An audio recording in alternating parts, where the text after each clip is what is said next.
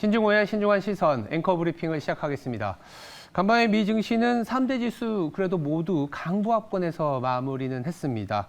지난 5월 화려했던 빅테크들의 랠리는 다소 좀 주춤되는 것 같지만 그래도 시장을 잘 버텨주고 있고 좀 문제가 됐었던 소액 업종들이 간밤 같은 경우에는 지역 은행주들이 급등이 좀 나타났었는데 이렇게 업종 간의 선순환이 나타나고 있습니다. 비단 미국뿐만이 아니라 한국에서도 이렇게 주도 업종이 치고 나가고 업종 선순환이 일어나고 있는데 이 현상에 대해서 간단히 말씀드려보도록 하겠습니다. 지표와 그림을 통해서 얘기를 좀 드려볼게요. 첫 번째 차트는 우리나라의 시가총액의 1등 업종이죠. 이 빨간색이 반도체 시총 비중이고 파란색은 경기순환지수입니다. 차트를 보면서 좀 말씀을 드려보면요. 우리나라의 반도체 지수 최근에 급등을 하면서 시총 비중이 높아지고 있습니다. 이 시총 비중이 높아진다는 거는 주도 업종 시장의 상승보다 더 좋다라는 얘기랑 비슷한데요. 이게 녹색으로 네모친 부분을 잘 보시면은요. 가장 최근을 볼까요? 경기가 안 좋아지는 국면에서 오히려 시장 비중이 높아지고 있습니다. 그러니까 경기가 정점을 통과하고 나면 사실 기업들은 돈을 버는 기업들이 적어지지 않습니까? 그런데 반도체 업종, 특히 삼성전자를 중심으로 현금 흐름이 괜찮아지다 보니까 시장에서 반도체가 방어주 역할을 한다는 거죠. 오히려 방어주 역할을 하면서 바닥을 찍고 최근과 같이 경기가 이제 바닥을 찍었을 때 이렇게 급등하는 현상이 나타납니다. 그렇게 보면 이제 여의도에서는 그럽니다. 삼성전자 비중이 너무 적어서 울며 겨자 먹기로 막 사야 된다 이런 얘기들이 나오거든요.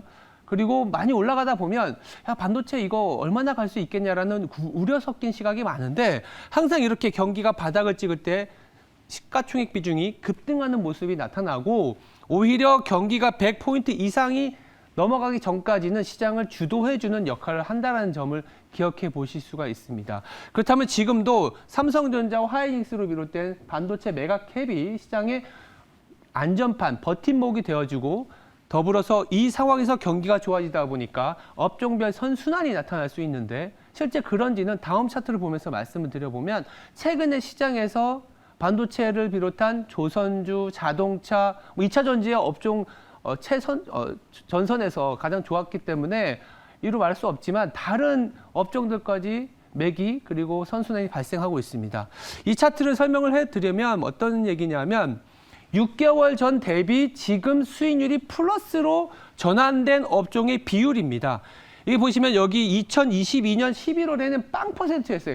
6개월 전 대비해서 수익률이 플러스인 업종이 아무것도 없었다는 거죠. 근데 이제 경기가 조금씩 회복되다 보니까 이제는 60%, 10개 중에 6개는 6개월 전 대비 플러스가 되고 있다는 겁니다. 조금씩 올라가고 있죠. 조금씩 올라가고 있는 상황이라서 아직도 플러스를 보일 업종이 많아지는 거고 그리고 치고 나가고 주도 업종이 되는 기업들은 이 플러스가 더 강해진다고 볼 수 있습니다. 현재 기준으로 6개월 수익률 상위 업종들은 철강, 화학, 반도체, 조선과 같은 업종들이고요. 더 이제 수익률이 좋아지는 거죠. 왜냐? 경기가 좋아지다 보면.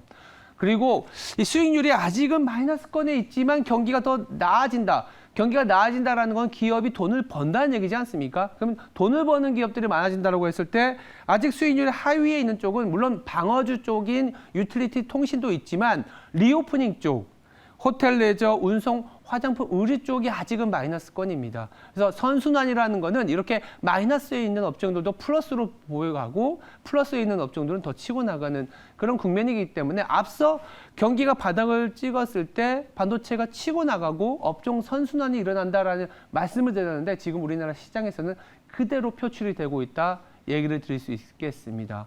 더불어서 이런 상황에서는 항상 새로운 수요에 대한 점수를 많이 주거든요. 밸류에이션 높여가고 주도 업종으로서의 가치를 가져가는데 지금 현재 우리나라 주도 업종들은 잘하고 있는지 다음 차트를 보면서 말씀드려 보겠습니다. 최근에 이제 중국과 미국과의 어떤 관계에서 중국으로의 수출 비중이 우리가 거의 30% 가까이 넘나들 때도 있었거든요. 그럼 중국의 경기 부진, 미국이 중국을 견제했을 때 우리나라가 신성장 그리고 수출 시장을 잘 개척할 수 있는지에 대한 고민이 있었는데 이 차트를 보면 걱정할 필요가 없다라고 볼 수 있습니다. 파란색으로 막대 그래프가 올라간 부분은 각 성장 산업이 수출 비중이 높아진 쪽을 얘기합니다. 미국으로의 수출 비중 전환이 가파르게 진행이 되고 있고 빨간 그래프는 중국 비중이 떨어지는 걸 말씀드리고 있습니다. 지난 2017년 이후 5년 동안 수출 비중이 다변화가 굉장히 빠르게 일어났고 전체 수출 비중이 미국 같은 경우에는 2011년 초반에는 9%밖에 되지 않았습니다. 우리나라가 미국으로 수출하는 비중이 9%밖에 안 되는데 지금은 18%에 육박하고 있습니다. 전체 수출이 늘어나는 과정에서 미국으로의 수출은 2배 가까이 늘어나는데 그 중에서도 수출 비중이 더 빠르게 늘어나는 쪽이 2차 전지, 전기차, 에너지 신산업 쪽, 그리고 항공우주 로봇 쪽이라는 거죠.